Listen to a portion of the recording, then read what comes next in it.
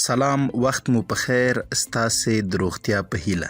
په دې ویډیو کې غواړو په دې پوه شو چې په څه ډول باندې د یو حساب نوم بدل کړو، د یو حساب لپاره د خوښې اسعار وټاکو، له یو حساب سره د معاملاتو وروستی حد وټاکو او همداراز د حوالې نمبر له سره کړو، یعنی له یو څخه پیل شي.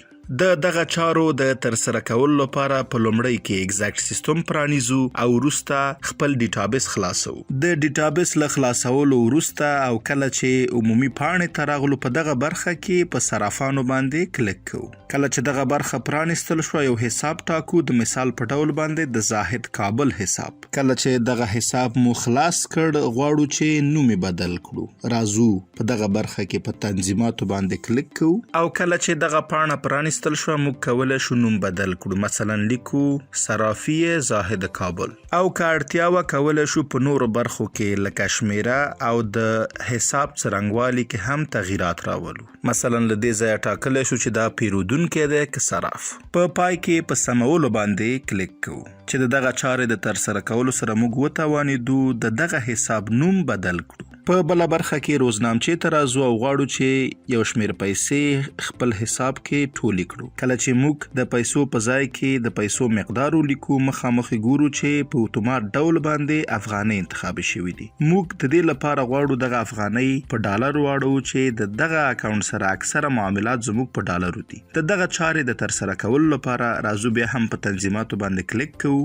کله چې د تنظیماتو دغه برخه پرانیستل شوه، په دومه برخه اسعارو باندې کلیک کوو. د دغه برخې د پرانیستلو سره ګورو چې د خوښې وړ ارز افغانۍ دی. غواړو دغه بدل کړو ډالرو ته. او اوس کله چې بیا روزنامچې ته راشو او غواړو چې یو شمیر پیسې ټولې کړو، د پیسو د شمیر لیکلو سره مخامخ به د اسعارو په ځای کې ډالر ښکاره شي. چې د دغه کار د ترسره کولو سره موږ وتوانېدو د خوښې وړ اسعار هم وټاکو. اوس مهال غواړو چې د همدغه حساب صرافي زاهد کابل بیلانسونه وڅېړو او په بیلانسونو کې کتلی شو چې له 1,90,000 څخه ډېرې پیسې د دوی په حساب کې ټولې شوي دي او 800 ډالر هم زموږ څخه قصداره دي. د دې لپاره چې د دغه قرض یا پور لپاره ځانګړی او مشخصه حد وټاکو، راځو یو ځل بیا په تنظیماتو باندې کلیک کوو. کله چې دغه پاڼه پرانیستل شوه، راځو په حد باندې کلیک کوو او د دغه پاڼې له پرانیستلو وروسته راځو د دې لپاره چې اکثریت معاملات مو په ډالر دي،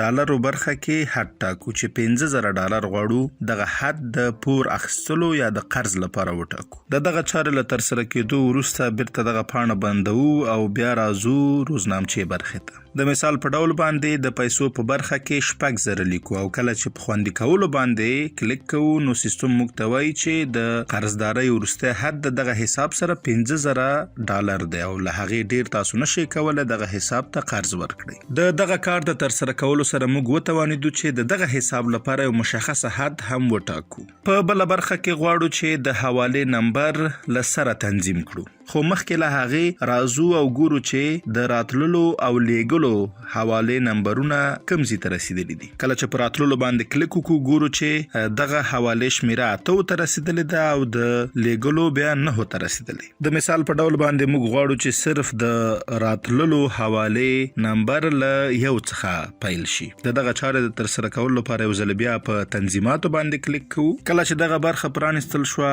د حوالې په نمبر باندې کلیک کوو. کله چې دغه پاڼه پرانیستل شوه، کولی شو په لومړۍ برخه کې د راتللو حواله جاتو شمیره له سره پیل کو او په دومه برخه کې هم د هغه حواله جاتو چې موږ یې لیږو د هغې شمیره هم له سره پیل کو. چې اوس مهال موږ غواړو د راتللو حواله جاتو شمیره له سره تنظیم کړو. چې د دغه چارې د ترسره کولو لپاره په وس تنظیمولو باندې کلیک کوو. له دې پاڼې وس وځو او راځو راتللو باندې کلیک کوو او ګورو چې شمیره اوس مهال له 1 څخه پیل شوې ده، خو د لیږل شویو حواله جاتو شمیره اوس مهال هم 9 ده. او که موږ غواړو چې دواړه برخې تغییر کړو، بیا ځل تنظیمات ته راځو او په دغه برخه کې د لیږل شویو او رالیږل شویو دواړو حوالو شمیره له سره تنظیموو. او که غوښتل مو دغه تنظیمات چې د حوالې نمبرونه له 1 څخه پیل شوي دي بیرته لغوه کړو، د بیا تنظیم په ړنګولو باندې کلیک کوو چې د دې چارې سره به بیرته له همغه 8 او 9 شمیرې څخه د حوالې نمبرونه پیل شي.